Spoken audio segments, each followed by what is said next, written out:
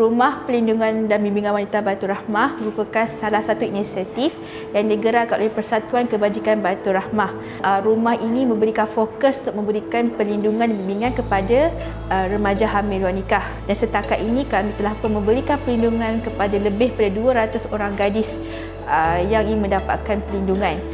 Terdapat 9 fokus yang kami gerakkan. Pertama ialah kehamilan selamat, di mana kita nak memastikan supaya gadis-gadis ini mendapatkan rawatan kehamilan di fasiliti perubatan yang sepatutnya lah, seperti di klinik kerajaan sepanjang kehamilan tersebut, supaya mereka dapat mendapatkan rawatan dan bantuan yang sepatutnya. Yang kedua adalah kelahiran selamat, di mana kita nak pastikan supaya mereka melahirkan anak mereka di hospital. Ketika ini banyak sebenarnya kes-kes seperti kes bom bayi, di mana sangatlah memberikan impak yang buruk kepada masyarakat. Oleh itu, dengan memberikan bantuan kepada mereka untuk dapat melahirkan anak di hospital kerajaan, sedikit sebanyak dapat menjaga keselamatan ibu dan anak tersebut. Yang ketiga adalah kita memberikan bimbingan dari segi agama, kemahiran, dan juga kita juga turut menitik beratkan tentang isu kaunseling, supaya sepanjang tempoh mereka berada di sini, mereka dapat menjalani proses pemulihan yang lebih baik. Dan ketiga dari segi aspek dokumentasi, di mana kita memastikan supaya semua bayi yang dilahirkan di sini, kelahiran mereka didokumentasikan dan mendapat sijil kelahiran daripada Jabatan Pendaftaran Negara.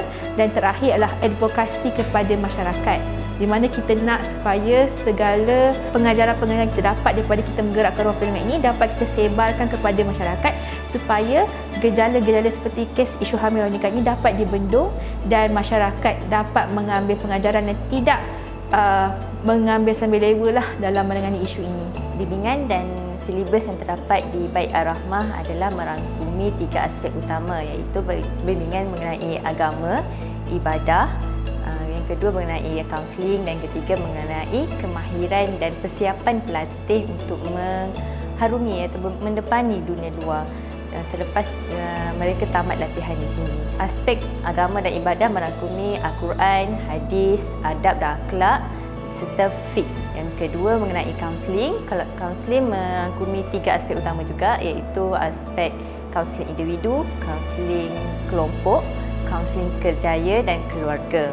Manakala mengenai kemahiran hidup, iaitu kemahiran aktiviti mereka, mengenai kemahiran memasak, kemahiran craft, menjahit, aktiviti pertanian dan penjagaan alam sekitar.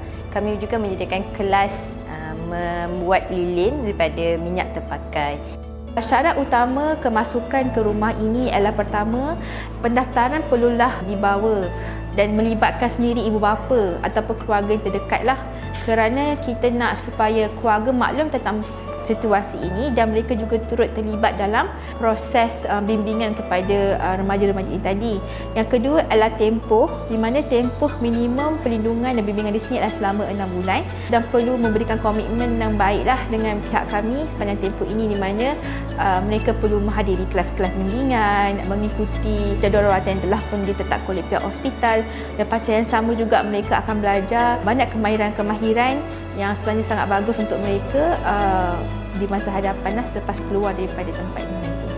Selain tempoh 6 bulan mereka berada di Bait Ar-Rahmah ini, kami juga menyediakan membawa mereka pergi ke luar untuk melawat tempat-tempat menarik dan institusi pendidikan, untuk mendedahkan kepada mereka bahawa mereka juga perlu bersiap sedia menghadapi dunia luar selepas mereka keluar daripada sini.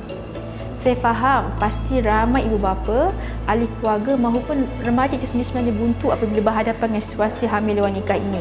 Jadi sebagai rumah perlindungan, kami sebenarnya terbuka untuk menerima panggilan, pertanyaan daripada warga masyarakat tentang bagaimana nak menghadapi situasi ini supaya ini dapat ditangani dengan baik.